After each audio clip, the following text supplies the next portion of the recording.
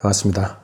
오늘은 윤미향을 공격하는 조선일보와 미래통합당을 주제로 말씀드리겠습니다. 자, 일본의 식민지배와 반인륜적 범죄 행위를 청산하기 위한 30년간의 투쟁을 공격의 소재로 삼고 망나니 춤을 추고 있는 조선일보와 미래통합당의 난동은 70년 적폐들의 최후 발악이라고 할 수 있습니다. 70년간 자신들의 세상이라 믿어왔던 대한민국이 국민들의 뜻에 따라 변해가고 있지요. 국민주권 시대라고 저희 표현합니다. 그러니까 얼마나 이들이 당황하고 있겠습니까? 그래서 그들이 넘지 말아야 할 선 계속 넘어서 이제는 막장으로 치달아온 것이라고 볼 수 있습니다. 자, 조선일보와 미래통합당이 공격의 소재로 삼는 것들은 여러분 자세히 한번 생각해 보시죠. 모두 그들, 적폐들이 저질렀던 범죄 행각의 기록입니다. 세월호 학살, 광주 학살, 한일 위안부 합의 등등 모두 적폐들이 저질렀던 범죄 행각들이죠. 최근까지 이자들이 공격해온 주제들이 다 그렇습니다. 하나같이 자신들이 저지른 범죄들입니다. 차명진을 비롯한 주호영 원내대표 이런 작자들이 세월호 학살을 소재로 온갖 막말과 혐오 발언을 쏟아내고 있었던 걸 보십시오.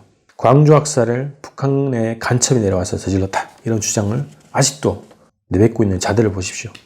5.18 광주 학살의 피해자, 유공자들의 명단을 공개하라는 이들의 주장도 마찬가지입니다. 이번에는 위안부 합의 문제까지 자신들의 공격 소재로 삼고 있습니다. 기억과 기록의 조작으로 범죄를 조작하는 거죠. 일본놈들의 대표적인 역사 조작 방법입니다. 범죄를 부인하고 부정하고 역사 기록을 조작 왜곡합니다. 이러한 방식으로 70년간 역사를 왜곡해 왔습니다. 거짓말도 반복하면 진실이 된다. 이런 선전 논리로 반복하고 있는 것입니다. 70년간 그들은 자신들의 범죄를 조작하고 정당하기 위해서 끊임없이 대국민 세뇌를 해왔습니다. 역사책까지 조작하면서 말입니다. 자, 식민지 근대화론, 반일 종족주의 그런 것의 산물입니다. 그럼 이들이 왜 윤미향을 타겟으로 잡았겠습니까?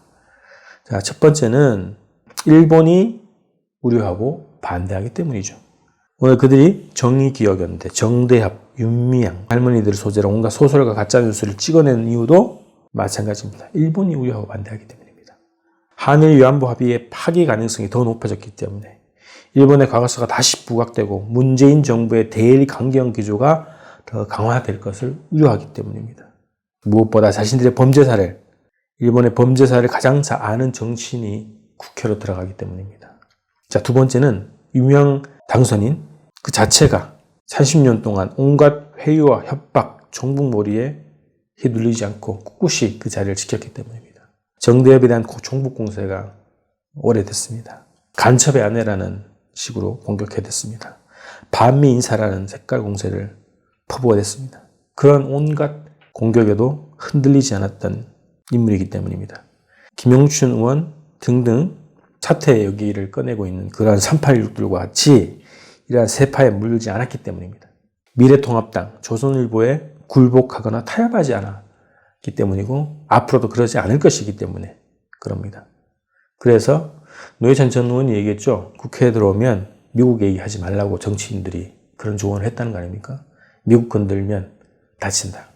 그런 것처럼 미래통합당과 조선일보가 윤미향 당선인을 길들이는 과정이라고 볼 수도 있겠습니다. 자, 미래통합당이 최근에 윤미향 TF를 구성한다고 하는데 그 위원장이 곽상도를 내정했다고 합니다.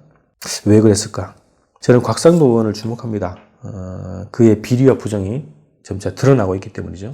여러분들도 많이 아시겠지만 신청진 농장 근저당 설정 이 문제가 여전히 수면 아래에 있습니다.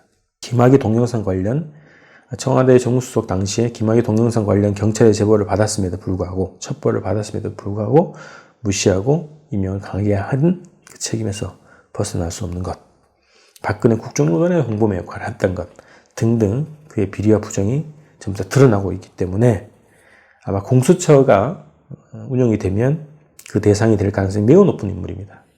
그에 의해서 21대 국회는 매우 불안하죠. 강력한 정치적 입지가 필요합니다. 그의 개인적 요구사항, 그의 정치적 상황에서는 정치적 입지가 굉장히 필요하다. 그래서 만약에 공수처가 조사를 한다 그러면 이거를 정치 탄압으로 몰기 위한 사전포석으로서 윤미향 당선인을 소재로 자기의 정치 입지를 굳히려고 하는 것이다 라고 볼 수 있습니다. 윤미향을 살리기 위해서 나를 탄압한다 이런 프레임으로 가져갈 가능성이 있다는 거죠. 그리고 범죄자의 충성심이 아니겠습니까? 뒤가 캥기는 인물은 조직에 더 충성하게 되죠. 몰부를 가리지 않고 물어뜯습니다.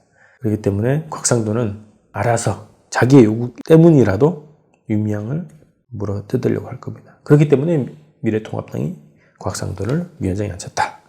이렇게 볼 수 있습니다. 자, 조선일보가 이 보도에 앞장서고 있죠. 대부분이 그렇습니다만 한국 사회 진보 정치인에 대한 공격, 전국무리의 출발은 조선일보입니다. 자, 조선일보가 앞장서면 뻔하지 않습니까?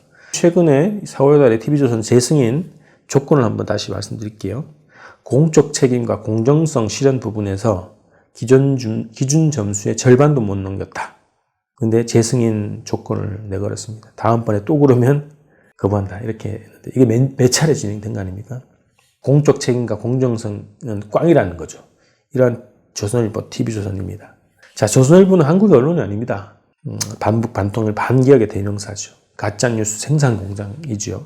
조선일보가 옹호하는, 보도하는 모든 논조의 바탕에는 적폐들과 미국과 일본의 이해관계가 있습니다. 미국과 일본의 선전기획에 불과하다고 할 수 있습니다. 조선일보를 언론으로 볼 수 없습니다. 보면 안 됩니다.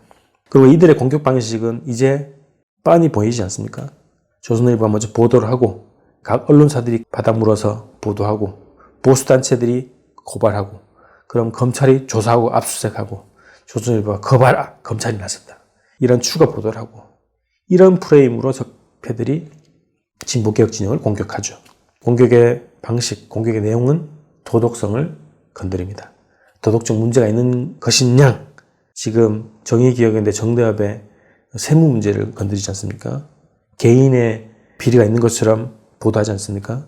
그리고 그것이 약발이 떨어지고 근거가 없는 것이 드러날 즈음에 색깔론을 들이밉니다. 남편이 간첩이다. 국가보안법 위반자다. 이런 식으로 색깔론 시비를 겁니다. 이러면서 가정을 파괴하는 방식으로 공격을 합니다. 70년 분단시대 적폐시대를 오면서 이들이 벌이는 방식, 논리와 전략 전술이 이제 눈에 훤하죠. 20세기 방식으로 21세기 우리 국민들을 현혹시키려고 하는 겁니다. 자, 마지막입니다. 조선일보 미래통합당 정말 뿌리 뽑아야 됩니다. 이번 기회에 21대 국회를 진보개혁이 압도하는 국회로 만들어놨던 우리 국민들의 그 힘과 저력으로 이번 기회에 반드시 조선일보와 미래통합당을 뿌리 뽑아야 됩니다. 조선일보 폐가운동을 본격적으로 벌였으면 좋겠습니다. 조선일보도 세무조사를 벌여야죠. 특히 통일나눔펀드라고 통일과 나눔이라는 재단법인을 꾸려서 모은 펀드가 있습니다. 통일과 나눔, 재단과 이 펀드 조사해야 됩니다. 그 사용처가 2015년도에 박근혜의 통일대박에 합작해서 기업들과 개인들에게 펀드를 모았는데 3천억이 넘었다고 합니다. 이 사용처가 지금 오리무중입니다. 반드시 세무조사해야 됩니다. 그 운동을 벌였으면 좋겠습니다. 가짜뉴스 왜곡 보도에 대해서 저는 일일이 대응할 필요가 없다고 보는 기존의 주장에 반대해서 일일이 대응해야 된다고 생각합니다. 정치인들이 이러한 조선일보의 왜곡 보도, 오보에 대해서 소송을 하지 않은 이유는 보복이 두려워서 그랬다는 겁니다. 우리 국민들이 두려워하지 않습니까? 이제 가짜뉴스 왜곡 보도에 대해서는 일일이 국민적 운동으로 대응하자. 소송과 정정 보도를 요청하는 운동을 활발히 벌이자. 이 말씀을 드립니다. 미래통합당 해체운동 지속적으로 벌여야 되겠습니다. 의원들의 일거수일 투적을 감시하고 대응해야 됩니다. 곽상도 의원 과거 부정비리 파헤쳐야 그런 방식으로 의원들의 일거수일투족을 일일이 감시하고 대응해야 되겠습니다. 함부로 날뛰지 못하도록 범국민 감시운동을 벌여야 되겠고요. 개헌운동을 통해서 국회의원 소환제 운동도 벌여야 된다고 생각합니다. 여러분, 조선일보와 미래통합당의 말에 0.00001%도 믿지 않으시죠? 현혹되지 말아야 됩니다. 혹시 무슨 근거가 있기 때문에 저러지 않을까? 100% 거짓말입니다. 그들의 말에 0.0001%라도 현혹되지 말고 새로운 시대를 만들어 갑시다. 미래통합당, 조선일보, 뿌리채 뽑는 운동에 함께 나섭시다. 다음 방송에서 뵙겠습니다.